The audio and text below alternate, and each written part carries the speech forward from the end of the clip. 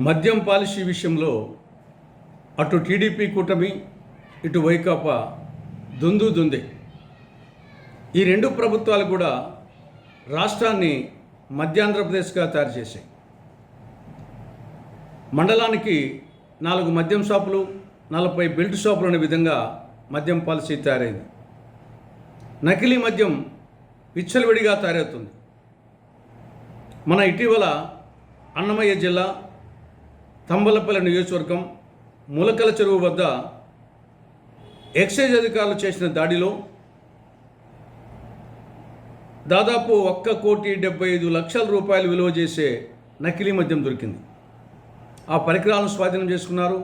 10 మందిని అరెస్ట్ చేశారు.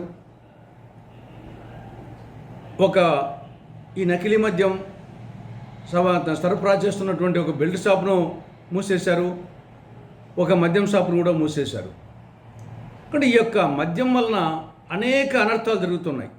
రాష్ట్ర వ్యాప్తంగా ప్రతిరోజు ఏదో ఒక దుర్వార్త. తండ్రిని కొడుకు చంపాడని, కొడుకును తండ్రి చంపాడని, కొడుకు తల్లిని చంపాడని, తల్లి బిడ్డలను కొట్టిందని, మొగుడు పిల్లాన్ని కొట్టాడని, చంపాడని, ఈ విధమైనటువంటి వార్తలు నిత్యకృత్యం అయిపోయినాయి. దీనికి అంతటికీ కారణం ఈ యొక్క మద్యం విచ్చలవిడిగా దొరుకుతూ ఉంది. అటు నకిలీ మద్యము, ఇటు మద్యము. కాబట్టి ఇప్పటికైనా ప్రభుత్వానికి ప్రజల ప్రాణాల పట్ల చిత్తశుద్ధి ఉంటే నకిలీ మద్యాన్ని అరికట్టాలి, బెల్ట్ షాపులను అరికట్టాలి, వీలైతే సంపూర్ణ మద్యపాన నిషేధాన్ని రాష్ట్రంలో అమలు చేయాలని కాంగ్రెస్ పార్టీ కూటమి ప్రభుత్వాన్ని డిమాండ్ చేస్తూ ఉంది.